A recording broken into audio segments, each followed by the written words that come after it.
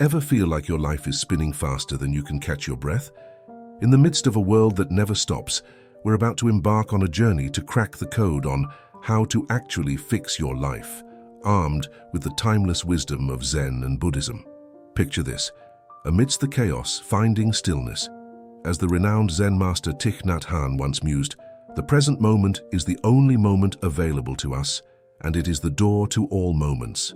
Today, we're unraveling practical secrets that can cut through the noise of modern living, offering relief from work pressures, unraveling relationship challenges, and quieting the buzz of an overactive mind. This isn't about unattainable enlightenment or complicated rituals. It's about tangible, doable wisdom that can genuinely shift the needle in your life. So, if you're ready to hit the pause button on the frenzy, join us on a journey that could be the breath of fresh air you've been craving. Welcome to How to Actually Fix Your Life, where the profound meets the practical, and the journey begins with a single mindful step. Buckle up for a reset that could change everything. Picture this: a serene garden with cherry blossoms gently falling, symbolizing the fleeting nature of life. In the same way, our moments come and go, and in each one, there's an opportunity for transformation. In the chaos of our lives, we often dwell on past mistakes or worry about an uncertain future, inadvertently missing the richness of the present moment. These challenges are precisely where the teachings of Zen philosophy and mindfulness become not just relevant, but profoundly transformative. In the midst of technological distractions and information overload, the call to be fully present gains significance. The constant multitasking and connectivity leave us fragmented, impacting our overall well-being. Zen encourages us to break free from the cycle of busyness and invites us to focus on the current task at hand, whether it's responding to an email, engaging in a meeting, or spending quality time with loved ones. By applying mindfulness principles to our daily activities, we can cultivate a heightened awareness of the present moment, leading to increased clarity, better decision-making, and enhanced overall satisfaction. Moreover, the concept of the beginner's mind becomes a powerful antidote to the stress and anxiety associated with the pursuit of expertise. The great Zen teacher Shunryu Suzuki once said, "In the beginner's mind, there are many possibilities, but in the expert's mind, there are few." In a world that values specialization and expertise, embracing the beginner's mind allows us to approach challenges with openness and curiosity, fostering innovation and creativity. It's an antidote to the stress and anxiety that can accompany the relentless pursuit of perfection. Zen challenges us to be fully present in our activities, whether it's sipping tea, walking, or even washing dishes. By bringing our attention to the task at hand, we can break free from the chains of distractions and tap into the richness of the present.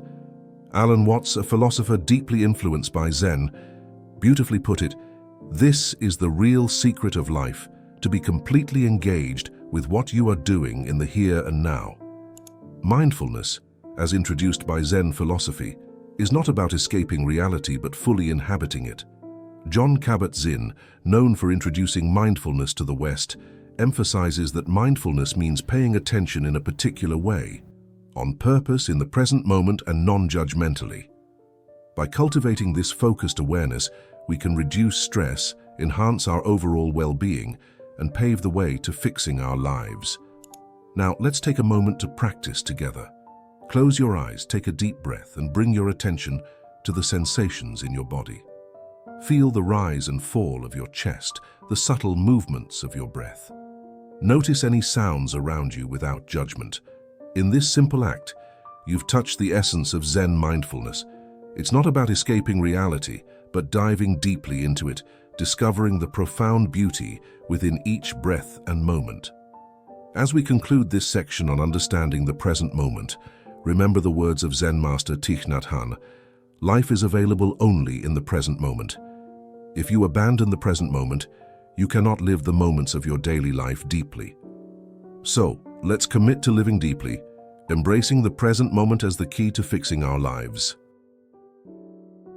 Buddhist wisdom invites us to embrace the principle of non-attachment, understanding that our suffering often arises from our attachment to material possessions, relationships, and expectations.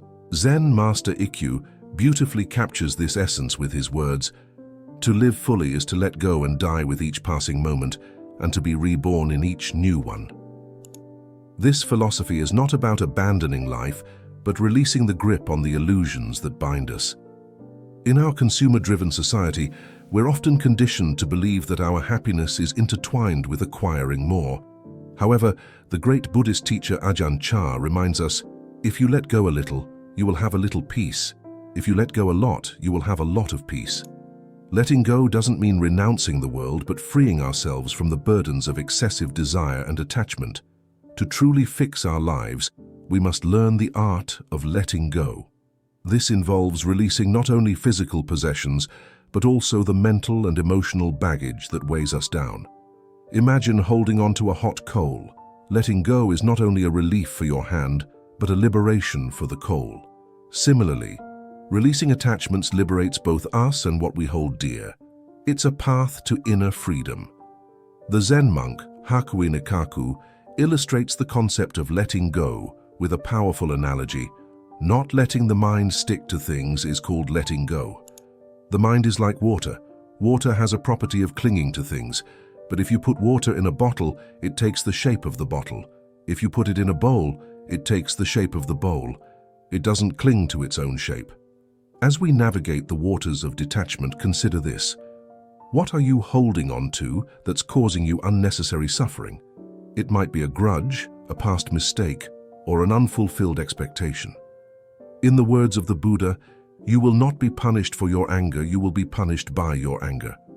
The act of letting go is a gift to ourselves, a release from the chains that bind us to resentment and discontent. Practicing detachment doesn't mean turning a blind eye to life's pleasures or avoiding responsibilities. Instead, it's about embracing a healthy relationship with the world around us. In conclusion, the journey of detachment and letting go is a profound one, echoing the wisdom of the Buddha and Zen masters alike. By embracing non-attachment, we create space for growth, resilience, and true happiness. The middle path teaches us to navigate the complexities of life with equanimity, steering clear of extremes that lead to suffering. It's not about swinging wildly between pleasure and austerity, but finding a harmonious balance that nurtures our well-being and fosters inner peace. Zen Master Ryokan beautifully encapsulates this concept with his words, "In all 10 directions of the universe, there is only one truth. When we see clearly, the great teachings are the same. What can ever be lost? What can be attained?" In our fast-paced world, we often find ourselves pulled in multiple directions, juggling endless responsibilities and chasing fleeting desires. The middle path invites us to pause, reflect, and find our center amidst the chaos. As the Zen proverb goes, when walking, walk. When eating, eat.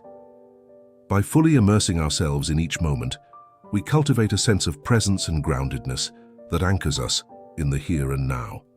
Let's delve deeper into the wisdom of balance. Imagine a pendulum swinging between work and leisure, each extreme pulling us away from the other. The middle path invites us to find the sweet spot between toil and rest, recognizing that both are essential for a fulfilling life. Zen Master Dogen echoes this sentiment. When practicing Zen, you should not be too tense or too relaxed. It's about finding that delicate balance that allows us to engage with life fully, yet with ease. The middle path isn't just about finding balance externally, but also internally. It encourages us to cultivate a balanced mind, one that's neither overwhelmed by emotions nor detached from them. The Zen master Suzuki Roshi imparts this wisdom. The practice of Zen is forgetting the self in the act of uniting with something. By transcending the narrow confines of the ego, we connect with the vastness of existence. Balance is not a static state, but a dynamic dance of adaptation and flow. As we navigate the labyrinth of life, let's remember the wisdom of the middle path. It's a journey of balance, resilience, and inner harmony. By walking this path, we cultivate a life of greater fulfillment and meaning. So, let's embrace the middle way, neither clinging to extremes nor fearing change.